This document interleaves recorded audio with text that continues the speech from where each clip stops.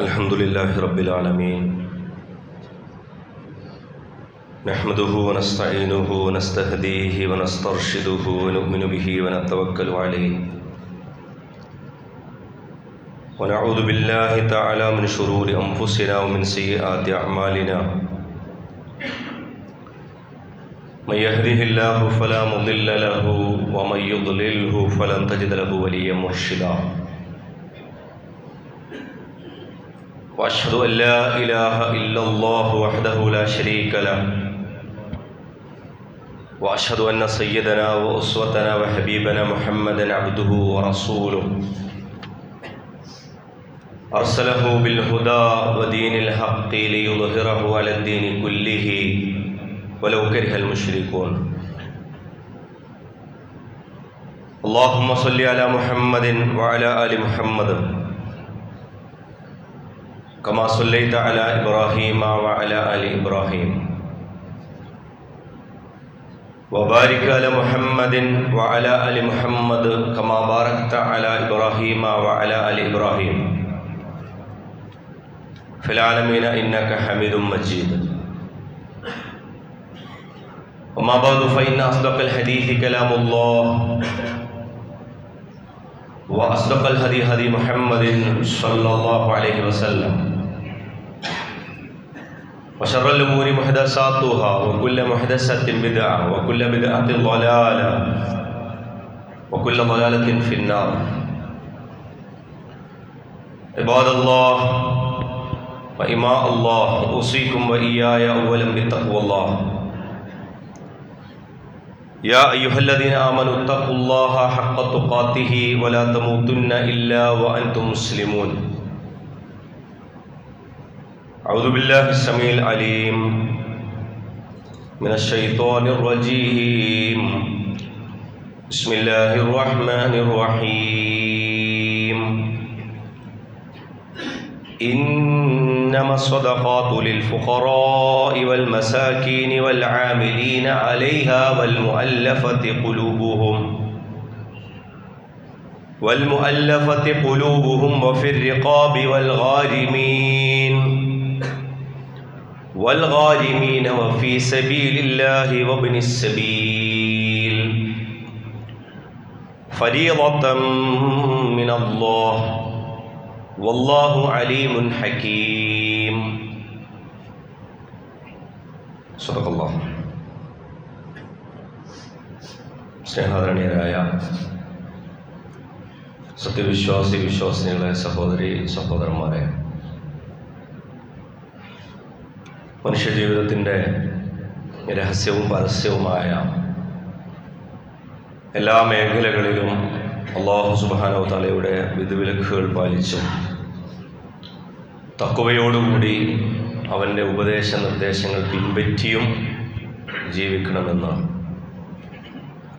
എന്നെയും നിങ്ങൾ ഓരോരുത്തരെയും അതർഹിക്കുന്ന ഗൗരവത്തിലും കണിശതയിലും ഉണർത്തുകയാണ്, വസിയത്ത് ചെയ്യുകയാണ്. പടച്ചതമ്പുരാൻ അവൻ്റെ സ്വാലിഹുകളും സച്ചരിതരുമായ സത്യവിശ്വാസികളുടെ കൂട്ടത്തിൽ നമ്മെല്ലാം ഉൾപ്പെടുത്തി അനുഗ്രഹിക്കുമാറാകട്ടെ. ആമീൻ.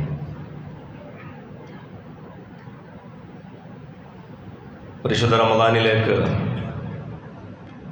നമ്മൾ അള്ളാഹുവിൻ്റെ അനുമതി ഉണ്ടെങ്കിൽ പ്രവേശനം കാത്തു നിൽക്കുകയാണ്. മാനസികമായി അതിനൊരുങ്ങേണ്ടതിനെ കുറിച്ചും എന്താണ് റമദാനിനായി ഒരുങ്ങേണ്ടതിൻ്റെ തന്നെ പ്രാധാന്യം എന്നുള്ളതിനെ കുറിച്ചുമായിരുന്നു കഴിഞ്ഞ ഖുതുബയിൽ നമ്മൾ ചില സംഗതികൾ സൂചിപ്പിച്ചത്. അതുപോലെ തന്നെ പ്രധാനപ്പെട്ട ഒന്നാണ് മുസ്ലിം സമൂഹത്തിൻ്റെ സജീവമായ ആലോചനയിൽ റമദാനോടനുബന്ധിച്ച് വരാറുള്ള ഒന്നാണ് സാമ്പത്തിക വിശുദ്ധിയുമായി ബന്ധപ്പെട്ട ആലോചന. തീർച്ചയായും സക്കാത്ത് അതിലെ മുൻനിരയിലുള്ളൊരു വിഷയമാണ്.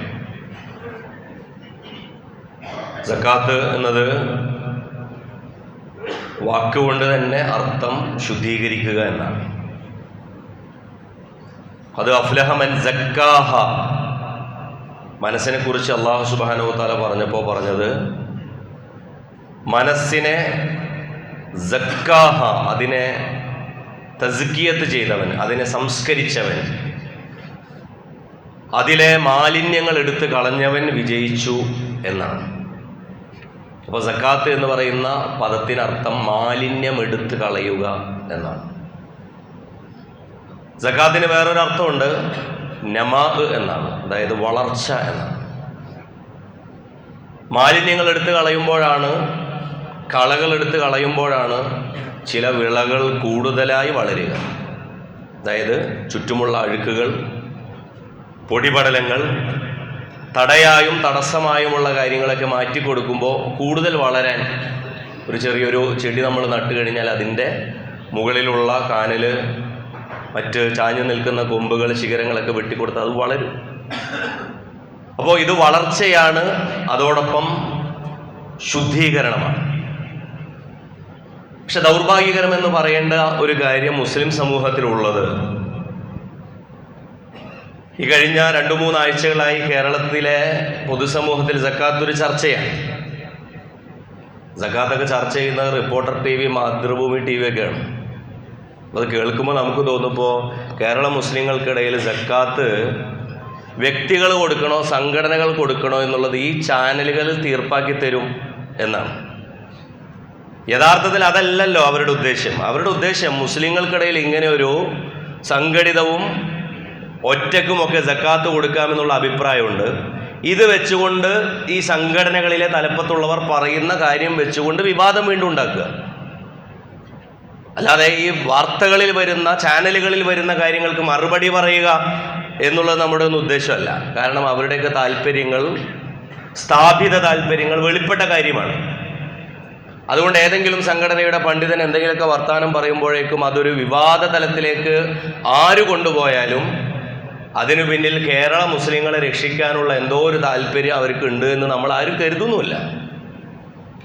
പക്ഷെ മുസ്ലിങ്ങളെ സംബന്ധിച്ച് ഏറ്റവും സുപ്രധാനമായ ആലോചനകളിൽ ഒന്നാണ് എന്താണ് സക്കാത്ത്. ഇത് നമുക്ക് അറിയേണ്ട ഒരു വിഷയമാണ്. നമ്മളൊക്കെ കരുതുന്ന ആളുകളെ സഹായിക്കാൻ വേണ്ടിയിട്ട് നമ്മളൊക്കെ എന്തൊക്കെയോ ചെയ്യുന്ന കുറച്ച് പരിപാടിയാണ് സക്കാത്ത്. അതാണോ? യഥാർത്ഥത്തിൽ അല്ല എന്നുള്ളതാണ്. നമ്മളിങ്ങനെ നമ്മൾക്ക് തോന്നുന്ന രീതിയിൽ എന്തോ ചെയ്യുന്നതിൻ്റെ പേരല്ല സക്കാത്ത്. ഇസ്ലാമിൽ ഒരുപാട് സംവിധാനങ്ങളുണ്ട് ആളുകളെ സഹായിക്കുന്നത്. ആളുകൾക്ക് സാമ്പത്തികമായി മറ്റൊരാൾ പിന്തുണ കൊടുക്കുന്നതിന് ഒരുപാട് വകുപ്പുകളുണ്ട്. അതുപോലെ തന്നെ ഒരാൾക്ക് സാമ്പത്തികമായി തൻ്റെ പ്രിയപ്പെട്ടവരിൽ നിന്ന് പലതും ലഭിക്കുന്നതിന് ഒരുപാട് പേരുകളുണ്ട്. ഇപ്പോൾ അനന്തരാവകാശം, കേരളത്തിൽ ഒരു കാലം വരെ വലിയൊരു ചർച്ച, ഇപ്പോഴും ഇന്ത്യയിൽ തന്നെയും ഏക സിവിൽ കോഡിൻ്റെ ഭാഗമായി ബന്ധപ്പെട്ടുള്ള വലിയൊരു ചർച്ചയാണ് അനന്തരാവകാശം. ഇസ്ലാമിൽ അനന്തരാവകാശം എന്നുള്ളത് സാമ്പത്തികമായി ബന്ധപ്പെട്ട ഒരു നിയമമാണ്. അതൊരിക്കലും പാവപ്പെട്ട ഒരാൾക്ക് പണമുണ്ടാക്കി കൊടുക്കുന്നതിന്, അയാളുടെ ദാരിദ്ര്യം നിർമ്മാർജ്ജനം ചെയ്യുന്നതിന് വേണ്ടിയിട്ടുള്ള വഴിയല്ല. മറിച്ച് ഒരാൾ മരണപ്പെട്ട് കഴിഞ്ഞാൽ അയാളുടെ തരിക്കത്ത് എന്ന് പറഞ്ഞാൽ തറക്ക എന്ന് പറഞ്ഞാൽ ഉപേക്ഷിച്ചു എന്നാണ്. അയാൾ എന്താണോ ഉപേക്ഷിച്ചു പോകുന്നത് അതുമായി ബന്ധപ്പെട്ട ശറഇന്റെ വിധി എന്താണ്? ഇത് അല്ലാഹു സുബ്ഹാനഹു വ തആല സാമ്പത്തികമായി ബന്ധപ്പെടുത്തി മക്കളും അതുപോലെ തന്നെ സഹോദരങ്ങളും സഹോദരിമാരും ഉമ്മയും ബാപ്പയും ഭാര്യയും ഒക്കെയുള്ള മനുഷ്യന്മാർ, അവരിൽ ചിലർക്ക് ഭാര്യ ഇല്ലാതെ വരുമ്പോൾ, പെൺകുട്ടികൾ കൂടുതലായി വരുമ്പോൾ, അതല്ലെങ്കിൽ ആൺകുട്ടികൾ തീരെ ഇല്ലാതെ വരുമ്പോൾ, ഇങ്ങനെയൊക്കെ വരുമ്പോൾ ചില നിയമങ്ങളിലുള്ള വ്യത്യാസമുണ്ട്. അതല്ലാതെ നമ്മളുടെ നാട്ടിലെ കോടതികൾ പറയും പോലെ പുതിയ കാലത്ത് ഉത്തരവാദിത്തങ്ങളും ബാധ്യതകളും ഒക്കെ എല്ലാവരും ഒരുപോലെ തന്നെ ചെയ്യണമെന്ന് പറയുന്ന ഒരു സൊസൈറ്റി ഉണ്ട്. എല്ലാവർക്കും ഒരേപോലെയാണ് കടമകളുള്ളത്. എല്ലാവർക്കും ഒരേപോലെയാണോ കടമകളുള്ളത്? അല്ല. പിതാവിൻ്റെ കടമ വേറെയാണ്, ഭർത്താവിൻ്റെ കടമ വേറെയാണ്, മകൻ്റെ കടമ മകളെ അപേക്ഷിച്ച് നോക്കുമ്പോൾ വേറെയാണ്. അപ്പം അതുകൊണ്ട് തന്നെ എങ്ങനെയാണ് ഇവർക്കുള്ള സ്വത്ത് വിഭജനം ചെയ്യേണ്ടത് എന്നുള്ളത് ഹക്കീമായ യുക്തിഭദ്രമായി തീരുമാനമെടുക്കുന്ന പടച്ച തമ്പുരാന്റെ നിർദ്ദേശവുമായി ബന്ധപ്പെട്ടതാണ്. ഇനി നിങ്ങൾ ആലോചിച്ച് നോക്കൂ, മറ്റുള്ളവർ, ഞാൻ സക്കാത്തിലേക്ക് വരാം. അതിനു മുമ്പ് ഇസ്ലാമിൽ മറ്റുള്ള മനുഷ്യരെ സഹായിക്കുന്നതിന് വേണ്ടി, മറ്റുള്ള മനുഷ്യരെന്ന് പറഞ്ഞാൽ ഈ ലോകത്തുള്ള എല്ലാ മനുഷ്യരും, നമ്മുടെ ബന്ധുക്കൾ, നമ്മുടെ മാതാപിതാക്കൾ, നമ്മുടെ സഹോദരങ്ങൾ, നമ്മുടെ അയൽവാസികൾ, നമ്മളുടെ സുഹൃത്തുക്കൾ, ഈ ലോകത്തുള്ള നമ്മളെല്ലാവരെയും സഹായിക്കണം. എല്ലാവരെയും സഹായിക്കാൻ എന്താ വേണ്ടത്?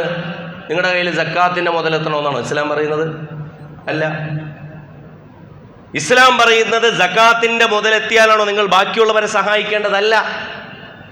സക്കാത്തുമായി ബന്ധപ്പെടുത്തി കൃത്യമായ നിയമം തന്നെയുണ്ട് ഇസ്ലാമിൽ.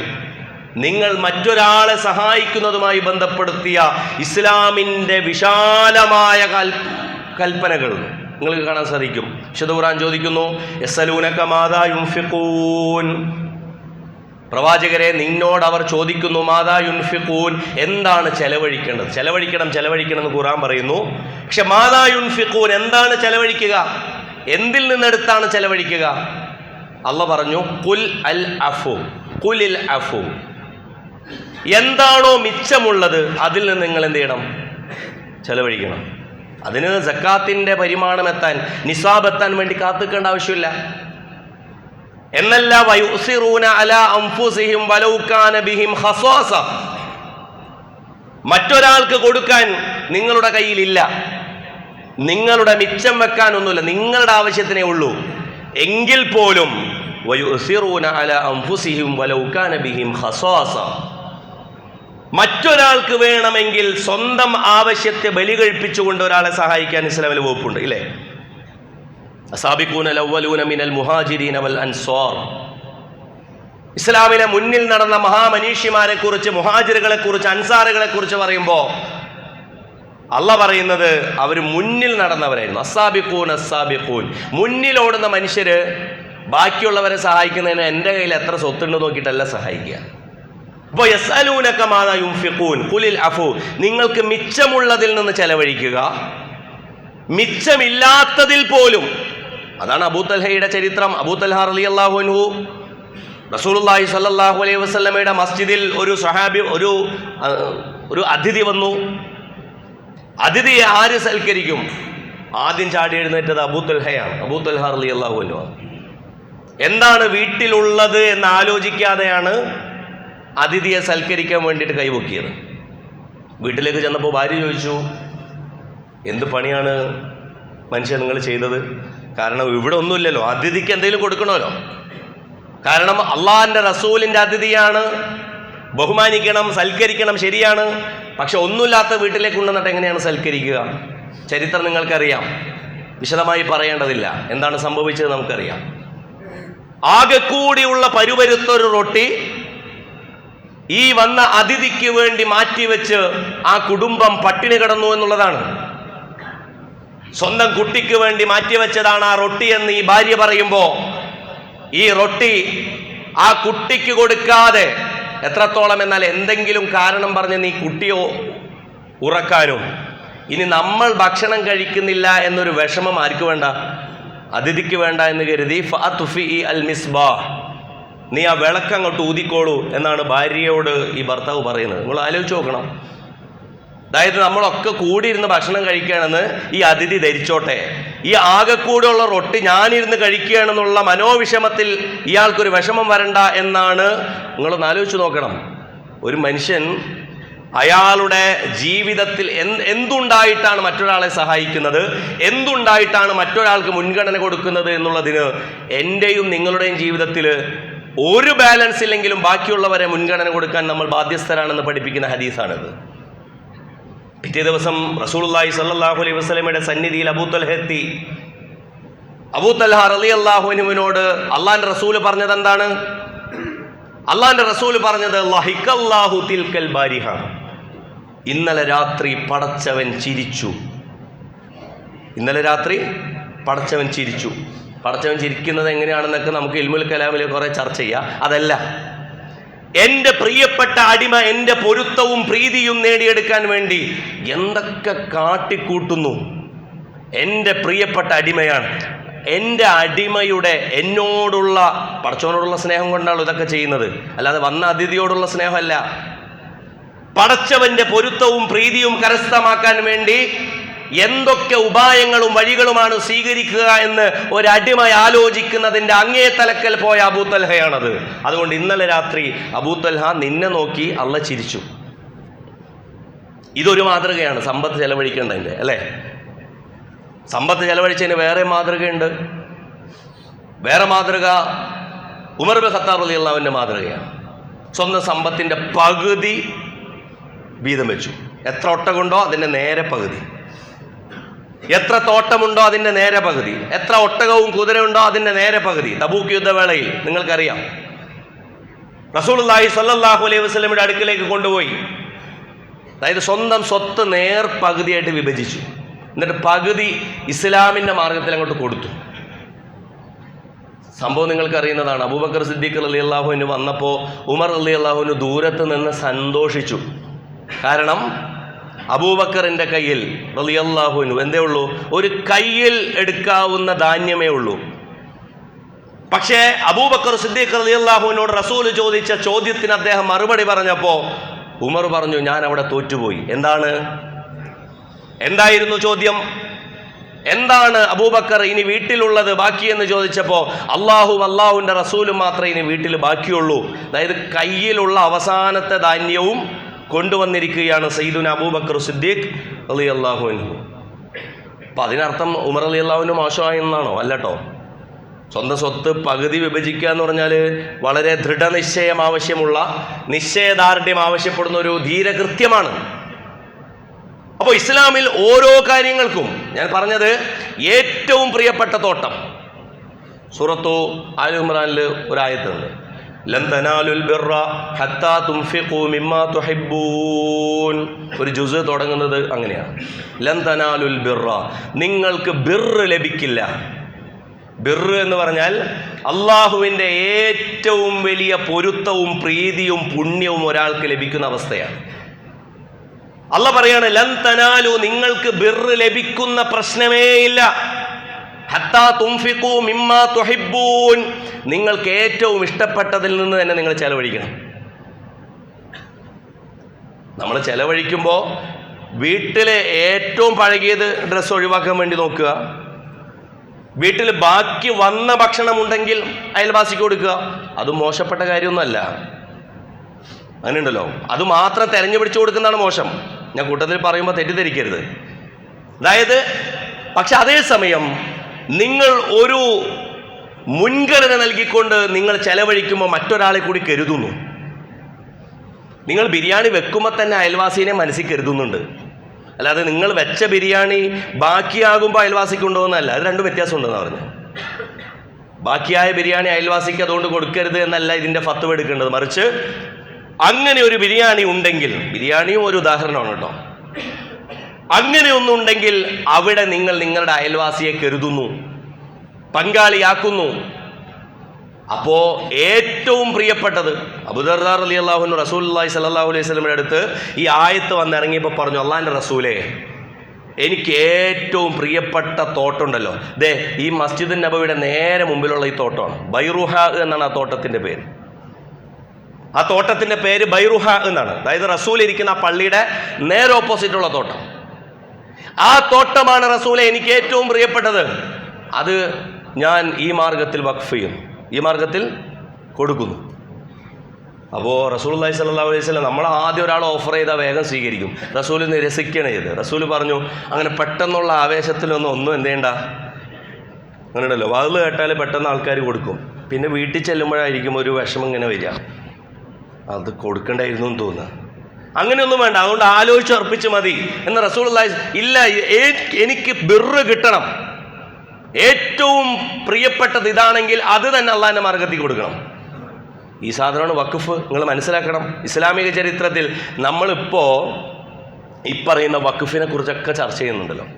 ഇന്ത്യയിലെ മുസ്ലിങ്ങളുടെ വഖഫിൻ്റെ നേച്ചറിനെ കുറിച്ച് സംഘപരിവാറിനും കൂടി പ്രാതിനിധ്യമുള്ള ഒരു കമ്മിറ്റി തീരുമാനിക്കുമെന്നുള്ളതാണ് പുതിയ ബില്ലിലെ ഒരു ഭാഗം, വഖഫ് ബില്ല്. ഈ വഖഫ്, ഏത് വഖഫിനെ കുറിച്ചാണ് നമ്മൾ ചർച്ച ചെയ്യുന്നത്? നമ്മളുടെ കാരണവന്മാർ ചെയ്തു വെച്ച വഖഫിനെ കുറിച്ചാണ്. നമ്മൾ ചെയ്യുന്ന വഖഫ് എത്രയുണ്ട്? ഒരാളുടെ സ്വത്തിൻ്റെ 1/3 അയാൾക്ക് വഖഫ് ചെയ്യാം. ഇക്കഴിഞ്ഞ തലമുറയിൽ, ഇക്കഴിഞ്ഞ 50 കൊല്ലം, കഴിഞ്ഞ തലമുറ വിട്, ഇക്കഴിഞ്ഞ തലമുറയിൽ, അതല്ലെങ്കിൽ നമ്മൾ ജീവിച്ചിരിക്കുന്ന ഈ കാലത്ത് വഖഫ് ചെയ്യാൻ ധൈര്യമുള്ള എത്ര കുട്ടികളുണ്ട്?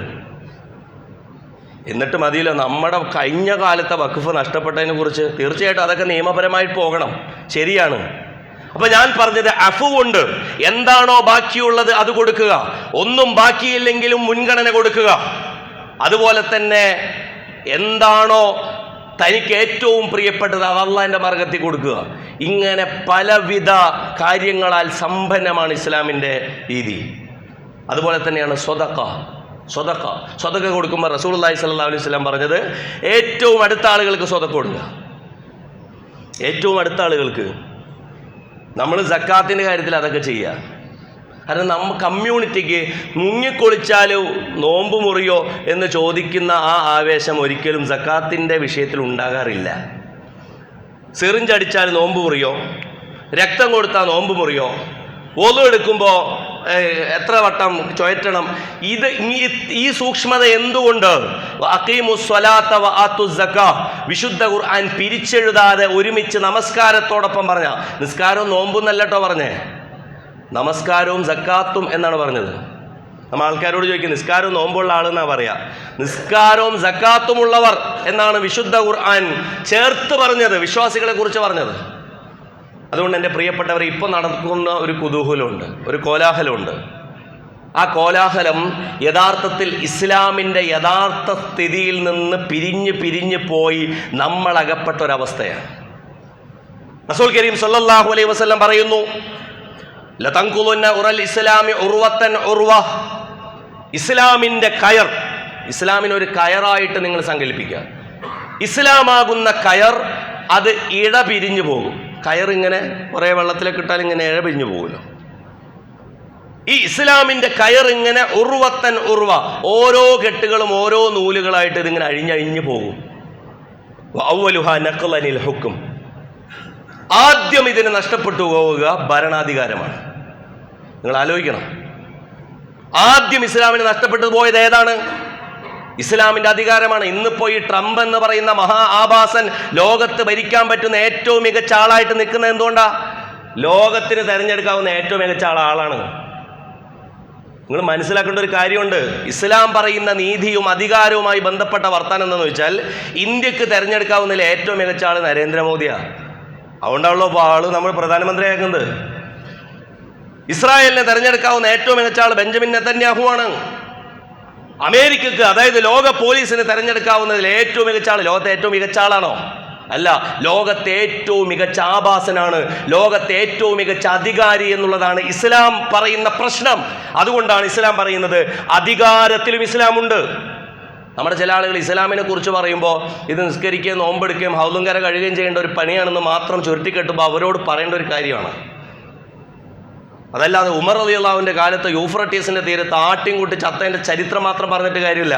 മറിച്ച് ഈ ലോകത്ത് നിലവിൽ വരേണ്ടുന്ന ഇസ്ലാം മുന്നോട്ട് വെക്കുന്ന ഒരാശയത്തിൻ്റെ പേര് കൂടിയാണ് ഇസ്ലാമിക രാഷ്ട്ര സംവിധാനം എന്ന് പറയുന്നത്, ഇസ്ലാമിൻ്റെ ഭരണം എന്ന് പറയുന്നത്, ഇസ്ലാമിൻ്റെ സാമ്പത്തിക വ്യവസ്ഥ എന്ന് പറയുന്നത്, ഇസ്ലാമിൻ്റെ ക്രിമിനലും സിവിലുമായി ബന്ധപ്പെട്ട നിയമങ്ങൾ എന്ന് പറയുന്നത്. ഇതാർക്കെങ്കിലും വിഷയമുണ്ടോ? അത് വിടട്ടെ, നമ്മുടെ വിഷയം അതല്ല.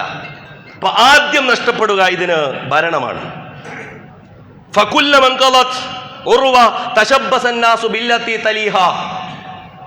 ഇതിലെ ഓരോ കയറും ഇങ്ങനെ പൊട്ടിപ്പോകുമ്പോൾ മനുഷ്യന്മാരെന്ത് ചെയ്യുമെന്നറിയോ? ഇനി ബാക്കിയുള്ള കയറിൽ മാത്രം തൂങ്ങി പിടിക്കും. അതല്ല, പൊട്ടിപ്പോയ കയറൊന്നും അവർക്ക് ഒരു പ്രശ്നമേ ആയിരിക്കില്ല. മുസ്ലിം ലോകത്തിന്റെ അവസ്ഥ നിങ്ങൾ ആലോചിച്ച് നോക്കൂ. തശബ്ബസന്നാസു ബില്ലത്തി തലീഹ, എന്താണോ ബാക്കിയുള്ള കയറ് അതെങ്കിലും നിൽക്കട്ടെ എന്ന് കരുതും. വആഖിറുഹ അസ്വല, അവസാനം നഷ്ടപ്പെട്ടു പോകുന്ന കയറേതാ? അസ്വല, നിസ്കാരം. നിസ്കാരം ഉണ്ടാവും, നിസ്കാരവും ഇല്ലാത്തവരുണ്ട്.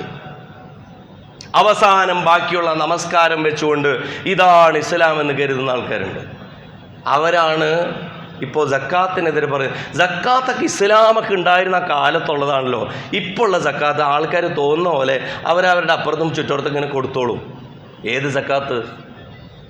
ഇന്നമ സ്വദഖാത്തു ലിൽ ഫുഖറാഇ വൽ മസാകീനി വൽ ആമിലീന അലൈഹാ. ഈ സക്കാത്തിൻ്റെ അവകാശികളെ ഖുർആൻ 8 അവകാശികളെ തിട്ടപ്പെടുത്തി പറയുന്നു. വ്യക്തിക്ക് അത് കൊടുക്കാൻ പറ്റുമോ? നിങ്ങളൊന്ന് ആലോചിച്ച് നോക്കൂ. ഇങ്ങനെ പറയണ്ടല്ലോ, നിങ്ങൾ ഏതെങ്കിലും വ്യക്തി ഇഷ്ടമുള്ള പോലെ അങ്ങോട്ട് കൊടുത്തോളി, വീടിൻ്റെ അപ്പുറത്ത് അതല്ലെങ്കിൽ നിങ്ങൾക്ക് പറ്റുന്ന ഉസ്താമാരുടെ കൈ കൊടുത്തോളി, ഓരങ്ങോട്ട് കൊടുത്തോളും. ഇങ്ങനെയാണോ? ഇന്നമ സ്വതക്കാത്തു, ആരാണ് അതിൻ്റെ അവകാശികളിൽ? ഫുഖറാക്കൾ, ദരിദ്രർ, ആവശ്യക്കാർ, വൽ മസാക്കീൻ, ആവശ്യമുള്ളവരാണ് പക്ഷെ ആവശ്യം പുറത്ത് പറയാത്ത ആൾക്കാർ. രണ്ടും വ്യത്യാസമുണ്ട്. ഒന്ന് ദരിദ്രരാണ്, അവർ അപ്ലിക്കേഷനൊക്കെ തരും. മസാക്കീൻ എന്ത് ചെയ്യൂല? അപ്ലിക്കേഷൻ തരൂല. കാരണം അഭിമാനികളായ ദരിദ്രം. വൽ ആമിലീന അലൈഹ, സക്കാത്തിന്റെ 8 അവകാശികളിൽ ഒരവകാശി നിങ്ങൾ ആലോചിക്കണം. വൽ ആമിലീന അലൈഹ, സക്കാത്ത് പിരിച്ചെടുക്കുന്ന ഉദ്യോഗസ്ഥർ. വൽ ആമിലീന അലൈഹ, സക്കാത്തിന്റെ കാര്യത്തിന് വേണ്ടി പണിയെടുക്കുന്നവർ. കാരണം അതിനു വേണ്ടി വേറെ ചെലവെടുക്കാൻ പറ്റൂല. അതും ഇതിൽ ഉൾപ്പെടുത്തുകയാണ് അല്ലാഹ് ചെയ്തത്. വൽ ആമിലീന അലൈഹ വൽ മുഅല്ലഫത്തി ഖുലൂബുഹും, ഇസ്ലാമിനോട് ഹൃദയാടുപ്പമുള്ള ആളുകൾ, ഹൃദയാടുപ്പം ഉണ്ടാക്കാൻ പറ്റുമെന്ന് ധാരണയുള്ളവർ. അല്ലേ?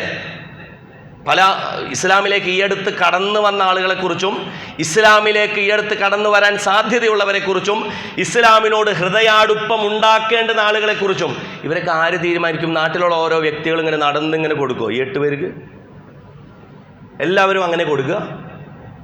വഫിർ റിഖാബി, മോചനത്തിന് ഇന്ത്യയിൽ പുതിയ കണക്കനുസരിച്ച് 17,000-ലധികം യുവാക്കളുണ്ട് ഇന്ത്യയിലെ ജയിലിൽ. തടവറക്കാലം എന്ന് പറയുന്നൊരു പുസ്തകം എടുത്ത് ഇറങ്ങിയിട്ടുണ്ട്. നിങ്ങളത് വായിച്ചു നോക്കണം പറ്റുമെങ്കിൽ. നിരപരാധികളായി കിടക്കുന്ന ആളുകളുടെ ജാമ്യത്തിന് വേണ്ടി, അവരെ പുറത്തിറക്കുന്നതിന് വേണ്ടിയിട്ട് എവിടെ നിന്നാണ് നിങ്ങൾ പണമെടുക്കുക? അടിമമോചനത്തെക്കുറിച്ചാണ് അന്നത്തെ കാലത്ത് ഇത് പറയുന്നത്. പുതിയ കാലത്തെ ഫത്വകളിൽ നിങ്ങൾക്കിത് കാണാൻ സാധിക്കും. അതിനിഷ്ഠൂരമായി അടിമകളെക്കാൾ അപ്പുറമുള്ള ജീവിതം നയിക്കുന്ന 16 കൊല്ലമായി ഒരു ബ്രഷ് കിട്ടിയിട്ട്, 16 കൊല്ലമായി ഒരു സോപ്പ് കിട്ടിയിട്ട്, കുളിക്കാൻ പല്ല് തേക്കാൻ ഒരു ബ്രഷ് കിട്ടിയിട്ട് 16 കൊല്ലമായ മനുഷ്യന്മാർ നമ്മുടെ ഇന്ത്യയിലെ ജയിലുകളിലുണ്ട്. നിങ്ങൾ മനസ്സിലാക്കണം. വഫിർ റിഖാബി, അവരുടെ മോചനത്തിന്, നിയമ പോരാട്ടത്തിന്. വൽ ഗാരിമീന, കടബാധിതർക്ക്, കടമുള്ളവർക്ക്. അല്ലേ? ആള് പ്രത്യക്ഷത്തിൽ വലിയ ദരിദ്രനൊന്നും ആയിരിക്കില്ല, പക്ഷെ വലിയൊരു കടം വന്നിട്ട് അങ്ങോട്ട് ഇരുന്ന് പോയിട്ടുണ്ട്. അവരാര് സഹായിക്കും? ഓരോ വ്യക്തിയും കൊണ്ടുപോയിട്ട് 200 രൂപ 300 രൂപ സക്കാത്ത് കൊടുത്തിട്ടാ. ഇതിനൊരു സംവിധാനം ഉണ്ടാവണം. ഇസ്ലാമിലെ സംവിധാനമാണ് ഭരണാധികാരം. അതില്ലാത്ത കാലത്ത് നമ്മൾ ഹജ്ജ് ചെയ്യുന്നുണ്ട്, അതില്ലാത്ത കാലത്ത് നമ്മൾ നോമ്പ് പിടിക്കുന്നുണ്ട്, അതില്ലാത്ത കാലത്ത് നമ്മൾ നമസ്കരിക്കാൻ വൽ ആമിലീന അലൈഹ, നിസ്കരിക്കാൻ ആളെ ഏർപ്പാടാക്കാറുണ്ട്. സക്കാത്ത് മാത്രം വേണ്ട. പ്രിയപ്പെട്ടവരെ, ഒരു ഇസ്ലാമിക ഭരണകൂടത്തിന്റെ അസാന്നിധ്യത്തിൽ, അതില്ലാത്ത സമയത്ത് നമ്മൾ ചെയ്യുന്ന നമ്മളുടെ ശ്രമത്തിന്റെ അവസാനാറ്റം വരെ നമ്മൾ ചെയ്യുന്നുവെങ്കിൽ നമ്മളുടെ സാധ്യതയനുസരിച്ച് സക്കാത്തിന് വേണ്ടി അത് ചെയ്യണ്ടേ? ഫരീളത്തൻ മിനല്ലാഹ്, അല്ലാഹു ഫർലാക്കിയ കാര്യമാണിത്. വല്ലാഹു അലീമുൻ ഹക്കീം, അള്ളാഹ് ഇക്കാര്യത്തിൽ നല്ല അറിവും യുക്തിബദ്ധതയുമുണ്ട് എന്ന് വിശദീകരിക്കുകയാണ് വിശുദ്ധ ഖുർആൻ ചെയ്യുന്നത്. ഞാൻ പറഞ്ഞതിൻ്റെ ചുരുക്കം ഇതാണ്. ഇപ്പോൾ കേരളത്തിലിപ്പോൾ ഇതിനെക്കുറിച്ചാണ് കൊണ്ടുപിടിച്ച ചർച്ച. ഇത് വ്യക്തി ഇങ്ങനെ കൊടുത്താൽ മതി. കേരളത്തിൽ 10-35 കൊല്ലം മുമ്പുള്ള ചർച്ചയായിരുന്നു ഇത്. എന്നല്ല, ഷാഫി ഫിഖ്ഹിലെ എല്ലാ ഔദ്യോഗിക ഗ്രന്ഥങ്ങളിൽ നിങ്ങൾക്ക് കാണാം. ഈ ഷാഫി ഫിഖ് പറയുന്ന ആളുകൾക്ക് ഷാഫി ഫിഖിനോട് പോലും ഇമാം ഷാഫി റഹ്മത്തുള്ളാഹി അലൈഹിയോട് പോലും പ്രതിബദ്ധതയില്ല എന്നുള്ളതിൻ്റെ തെളിവാണ് ഇപ്പം നമ്മൾ ഈ അടുത്ത് കേട്ടുകൊണ്ടിരിക്കുന്നത്. ഷർത്തുൽ വക്കീലി ഐ യകൂന മുഅയ്യനൻ എന്നാണ് ഇമാം നവവി റഹ്മത്തുള്ളാഹി അലൈഹി പറയുന്നത്. അതായത് ഷർത്തുൽ വക്കീലി ഐ യകൂന മുഅയ്യനൻ. ഇനി ഒരാൾക്ക് വക്കീലിനെ ഏൽപ്പിക്കാം. വക്കീൽ എന്ന് പറഞ്ഞാൽ ഏൽപ്പിക്കപ്പെടുന്ന ആളെന്നാണ്. അതായത് ഒരാൾക്ക് ഇങ്ങനെ നാട്ടിലുള്ള ഈ 8 വിഭാഗത്തിന് കൊണ്ടുപോയി കൊടുക്കാൻ പറ്റാതാവുമ്പോൾ എന്ത് ചെയ്യുക? വേണമെങ്കിൽ ഒരു വ്യക്തിക്ക് കൊടുക്കാം. എന്താണ് ഇവരർത്ഥം പറയുന്നത്? വ്യക്തിയാണോ? അല്ല. ഇത് ജംഇയ്യകളാകാം, കൂട്ടായ്മകളാകാം, കമ്മിറ്റികളാകാം. ഒരു വ്യക്തിക്ക് കൊടുത്തിട്ട് അയാൾ സക്കാത്ത് കൊടുക്കുന്നതിനേക്കാളും ഏറ്റവും ചുരുങ്ങിയത് ഒരു 10-25 പേരടങ്ങുന്ന ഇസ്ലാമികമായ മുസ്ലിങ്ങളുടെ കമ്മിറ്റിക്കല്ലേ ഇതിന് വിശ്വാസ്യത ഉണ്ടാവുക? ആ വ്യക്തി എന്തെങ്കിലും ഓഡിറ്റ് തരുമോ? ആ കമ്മിറ്റിയല്ലേ ഓഡിറ്റ് ചെയ്ത് തരിക? അത് സംസ്ഥാന അടിസ്ഥാനത്തിലും ഇന്ത്യൻ അടിസ്ഥാനത്തിലും. ഇനി നിങ്ങൾ ലോകത്ത് മൊത്തം നോക്കിക്കോളി. ഈ മുസ്ലിം രാജ്യങ്ങൾ നിങ്ങൾ വിട്. മുസ്ലിം രാജ്യങ്ങളിലെ ബൈത്തു സക്കാത്തും ജമഇയ്യകളൊക്കെ ഒരുപാടുണ്ട്. ഇതിനപ്പുറമുള്ള ഇനി യൂറോപ്പും അമേരിക്കയും പോലുള്ള, നിങ്ങൾ ഇൻ്റർനെറ്റിൽ കയറി www.zakat.org, അതായത് സക്കാത്തിൻ്റെ ഔദ്യോഗികമായ സൈറ്റ്, USA നടക്കുന്ന സക്കാത്ത് ശ്രമമാണ്. അമേരിക്കയിൽ ഇസ്ലാം 2% താഴെ മുസ്ലിങ്ങൾ മാത്രമുള്ള ഒരു നാട്ടിൽ നടക്കുന്ന സക്കാത്തിന് വേണ്ടിയുള്ള ശ്രമം കൂട്ടായ ശ്രമമാണ്.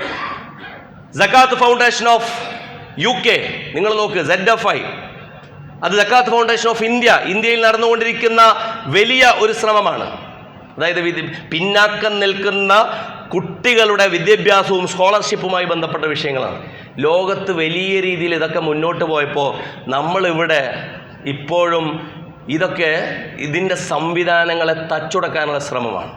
ഞാൻ പറയുന്നത് ഇത് കൊടുക്കാത്തവർ ഇത് കേട്ടിട്ടൊന്നും കൊടുക്കാനും പോകുന്നൊന്നുമില്ല കേട്ടോ, അതോർത്ത് പേടിക്കൊന്നും വേണ്ട. ഏതോ കൊടുത്ത ആളുകൾ ഇതിൽ നിന്ന് പിന്തിരിയാനും പോകുന്നില്ല. പക്ഷെ ഞാൻ പറയുന്നത് ഇതിൻ്റെ ഒരു പ്രഹരശേഷിയെക്കുറിച്ച്, ഒരു സ്ട്രൈക്ക് റേറ്റിനെ കുറിച്ച് നിങ്ങൾ ആലോചിച്ച് നോക്കൂ. 2010 ഒരു പഠനമുണ്ട്. കേരള ശാസ്ത്ര സാഹിത്യ പരിഷത്ത് മുസ്ലിം ധനശേഷിയെക്കുറിച്ച്, എല്ലാ കമ്മ്യൂണിറ്റിയെക്കുറിച്ചും നടത്തിയ പഠനമുണ്ട്. അതിൽ മുസ്ലിം ധനശേഷിയെക്കുറിച്ച് നടത്തിയ പഠനമാണ് 2010 പഠനം. ആ പഠനത്തിൽ പറയുന്നത് കേരളത്തിൽ ഒരു വർഷം 30,000 കോടി രൂപയുടെ റെമിറ്റൻസ് നടക്കുന്നുണ്ട്. റെമിറ്റൻസ് എന്ന് പറഞ്ഞാൽ മൂല്യപ്രേഷണം, അതായത് നമ്മളുടെ സാമ്പത്തിക വ്യവസ്ഥയിലേക്ക് പുതിയ പണം വരുന്നുണ്ട്. ഈ പുതിയ പണത്തിലെ 56% കോൺട്രിബ്യൂട്ട് ചെയ്യുന്നത് കേരള മുസ്ലിങ്ങളാണ്. 56%, അതായത് 16,500 കോടിയാണ് അന്നത്തെ കണക്ക്. അതുപോലെ തന്നെ സർക്കാർ ശമ്പളത്തിലെ 11% വാങ്ങിക്കുന്നത് മുസ്ലിങ്ങളാണ്. മുസ്ലിങ്ങൾ 27% ജനസംഖ്യ ഉണ്ടെന്നുണ്ടെങ്കിൽ 11% സാലറിയെ വാങ്ങിക്കണുള്ളൂ കേട്ടോ. അതാണ് ഈ പിന്നാക്കാവസ്ഥയുടെ അത് വേറെ വിഷയമാണ്. അപ്പോൾ അതുണ്ട് 700 കോടി. ഇങ്ങനെ കച്ചവടം, വ്യവസായം, കൃഷി, ഇതൊക്കെ ഗൾഫ് പണം, ഇതൊക്കെ കഴിഞ്ഞ് ഏറ്റവും അവസാനത്തെ അന്നത്തെ കണക്ക് 46,500 കോടി രൂപയുടെ ഒരു വർഷത്തെ മൊത്തം സമ്പത്തിൻ്റെ അല്ല കേട്ടോ, ഒരു വർഷത്തിൻ്റെ സക്കാത്ത് കേരള മുസ്ലിങ്ങൾക്ക് കൊടുക്കാനുണ്ട്. ഇന്ന് നമ്മൾ ജീവിക്കുന്നത് ഒരു ഇൻഫ്ലേഷണറി എക്കണോമിയിലാണ്. അതായത് പർച്ചേസിങ് പവർ ഒരു കൊല്ലത്തിൽ 8,000 രൂപ വെച്ചോ 9,000 രൂപ വെച്ചോ 1,00,000 കൂടുന്ന ഒരു എക്കോണമിയിലാണ് നമ്മൾ ജീവിക്കുന്നത്. ഇന്നത്തെ കണക്കനുസരിച്ച് ഏറ്റവും ചുരുങ്ങിയത് 75,000 കോടി രൂപയുടെ സക്കാത്ത് കേരള മുസ്ലിങ്ങൾ കൊടുക്കാനുണ്ട്, ഇന്ത്യ മുസ്ലിങ്ങളുടെ അല്ല. അതിലിനി പകുതി ടാക്സിനും മറ്റ് നിത്യച്ചെലവിനും ഒഴിവാക്കിയാൽ തന്നെ അത് 35,000 രൂപയുടെ കൊടുക്കാനുണ്ടാവും. 35,000 കോടി രൂപയുടെ സക്കാത്ത്, അതിൻ്റെ സക്കാത്ത് 2.5% ഉള്ളത് അങ്ങനെ, 5% ഉള്ളത് അങ്ങനെ, 10% ഉള്ളത് അങ്ങനെ കൊടുക്കാനുണ്ട്. ഇതൊരു സമൂഹത്തിൽ വൃത്തിയിൽ നടന്നാൽ അതുണ്ടാക്കുന്ന ഇമ്പാക്റ്റിനെ കുറിച്ചാണ്. ഓരോരുത്തരും ഇങ്ങനെ നടന്ന് ആളുകളെ സഹായിക്കാൻ വേണ്ടിയിട്ട് ഇപ്പോൾ നമ്മുടെ നാട്ടിലുള്ള സക്കാത്ത് എന്താ? റമദാൻ 21 മുതൽ 29 വരെ മനുഷ്യന്മാരെ യാചകരും ഭിക്ഷക്കാരുമാക്കി മാറ്റിയതിന് പിന്നിൽ ഓരോരുത്തരും വലിയ സക്കാത്ത് ഓരോരുത്തർക്ക് 500 രൂപയും 100 രൂപയും 50 രൂപയാണ് കൊടുക്കുന്നത്. കുറേ പേർക്ക് സക്കാത്ത് കൊടുത്തിട്ടുണ്ടെന്ന് പറയുന്നവർ. ഇതാണോ ഇസ്ലാമിലെ രീതി? നിങ്ങളൊന്ന് ആലോചിച്ച് നോക്കൂ. ഞാൻ പറഞ്ഞത് ഇസ്ലാമിനെ പ്രചരണം ചെയ്യാൻ ബാധ്യസ്ഥത നമ്മളിലുണ്ടെങ്കിൽ ഇസ്ലാമിൻ്റെ അടിസ്ഥാന സ്തംഭങ്ങളിൽ ഒന്നായ, പ്രത്യേകിച്ചും പ്രബോധനപരവും സാമൂഹികവുമായ ദൗത്യം നിർവഹിക്കുന്ന ഇതിനെ നമുക്ക് പ്രചരിപ്പിക്കാൻ. ഒരുപാട് സംഘടനകളുടെ, ഒരുപാട് സംവിധാനങ്ങളുടെ, മഹല്ല് കമ്മിറ്റികളുടെ, നമ്മളുടെ തന്നെ മഹല്ല് കമ്മിറ്റി കീഴിൽ ഇത്തരം സംവിധാനങ്ങളുണ്ട്.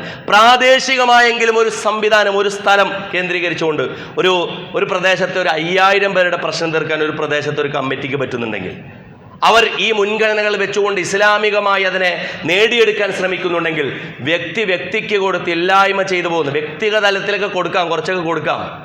പക്ഷെ അത് സക്കാത്തിന് വേണ്ടി നിങ്ങളുടെ സമ്പത്തിൻ്റെ മാലിന്യത്തിലേക്ക് നിൽക്കണ്ട. നിങ്ങളുടെ സ്വതക്കയിൽ നിന്നും ബാക്കിയുള്ള നിങ്ങളുടെ സുഹൃത്തിനെയും നിങ്ങളുടെ കുടുംബാംഗങ്ങളെയും നിങ്ങളുടെ പ്രിയപ്പെട്ടവരെയും നിങ്ങളുടെ സക്കാത്തിൽ നിന്ന്, നിങ്ങളുടെ 97 നിന്ന് തന്നെ നിങ്ങൾ കൊടുക്കാലോ. നിങ്ങളുടെ സമ്പത്താണ് 100 രൂപയിൽ 97 എന്നുള്ളൂ, 97 കൊടുക്കില്ല. ഇതാണ് ഈ 2 ഞാൻ അവർക്ക് വേണ്ടി മാറ്റി വെച്ചിട്ടുള്ളതെന്ന് സാധ്യമല്ല വേണ്ടത്. മറിച്ച് സമൂഹത്തിലെ അള്ളാഹു നിശ്ചയിച്ച ഈ 8 വിഭാഗത്തിലേക്കും ഇതെത്തുന്നുണ്ട് എന്നുള്ള ഒരു ഉറപ്പിലേക്ക് നമ്മളുടെ സംഘടിതമായ, നമ്മൾ ഇസ്ലാമികമായ ഒരു രാജ്യത്തല്ല ജീവിക്കുന്നത്, പക്ഷെ സംഘടിതമായി നമ്മൾ ജുമഅയും ഈദും അതുപോലെ തന്നെ പള്ളിയിൽ നമസ്കാരത്തിനുള്ള സംവിധാനമൊക്കെ ചെയ്യുന്നുണ്ട്. ഹജ്ജിന് വേണ്ടി നമ്മൾ അങ്ങനെയാണ് പോകാറുള്ളത്. നമ്മൾ നോമ്പെടുക്കുന്നത് അങ്ങനെയാണ്, ഒരു കൂട്ടായ രീതിയിലാണ് ചെയ്യാറുള്ളത്. ഇത് മാത്രം എന്തേ ഇങ്ങനെയായി എന്ന് പോയി ചോദിച്ചാൽ അതിനർത്ഥം നമ്മൾ സമ്പത്തുമായി ബന്ധപ്പെട്ട വിഷയത്തിൽ പിശാചിൻ്റെ ദുർബോധനത്തിനിടയായി പോകാൻ സാധ്യതയുണ്ട്. അവിടെ തന്നെയാണ് പൈശാചികമായ ഇത്തരം വസ്വാസുകൾ കൂടെ വന്നുകൊണ്ടിരിക്കുന്നതും എന്നുള്ളതിനെക്കുറിച്ച് നമുക്ക് കൃത്യമായ ധാരണയുണ്ടാകണം. പടച്ച റബ്ബ് നമുക്ക് തൗഫീഖ് നൽകി അനുഗ്രഹിക്കുമാറാകട്ടെ. സമ്പത്തിനെ വിമലീകരിച്ച് ശുദ്ധീകരിച്ച് ഇസ്ലാം നിഷ്കർഷിച്ച ഈ വിഭാഗങ്ങൾക്ക് ഇത് എത്തുന്നു എന്ന് ഉറപ്പുവരുത്തി നമ്മളാൽ സാധ്യമാകുന്ന എല്ലാ ബലപ്പെടുത്തലും ഇത്തരം സംവിധാനങ്ങൾക്ക് നൽകാനുള്ള തൗഫീക്ക് നൽകി അള്ളാഹു നമ്മെ അനുഗ്രഹിക്കുമാറാകട്ടെ. നമ്മുടെ വീഴ്ചകൾ അള്ളാഹു നമുക്ക് പുറത്ത് മാപ്പാക്കി തരുമാറാകട്ടെ. നമ്മിൽ നിന്ന് മരണപ്പെട്ടു പോയവർക്ക് അള്ളാഹു മഗ്ഫിറത്തും മർഹമത്തും നൽകുമാറാകട്ടെ. അവരെയും നമ്മയും അവൻ്റെ ജന്നാത്തുൽ ഫിർദൗസിൽ ഒരുമിച്ച് കൂട്ടുമാറാകട്ടെ.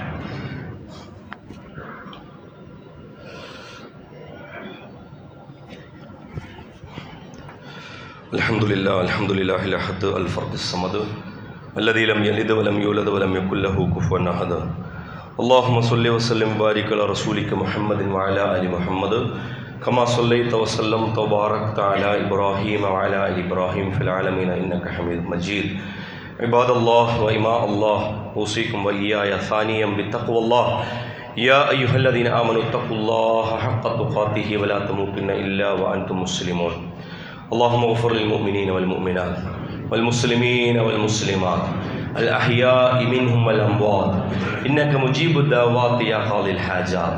اللهم ربنا آتنا في الدنيا حسنة وفي الآخرة حسنة وقنا عذاب النار. اللهم انصر إخواننا في أنحاء العالم خاصة إخواننا في أرض فلسطين وانصرهم بنصرك العزيز على القوم الكافرين. اللهم دمر أعداءنا أعداءك أعداء الدين. اللهم زلزل أقدامهم. اللهم فرق جمعهم. اللهم هدم حصونهم يا رب العالمين. اللهم ربنا آت نفوسنا تقواها وزكها أنت خير من زكاها أنت وليها ومولاها. اللهم بارك لنا في شعبان وبلغنا شهر رمضان. اللهم ربنا تقبل منا إنك أنت السميع العليم وتب علينا إنك أنت التواب الرحيم واغفر لنا يا غافر المذنبين وارحمنا بأنواع رحمتك يا أرحم الراحمين. وصلى الله تعالى على خير خلق محمد وآله وصحبه أجمعين. سبحان ربك رب العزة عما يصفون وسلام على المرسلين والحمد لله رب العالمين. قوموا للصلاة.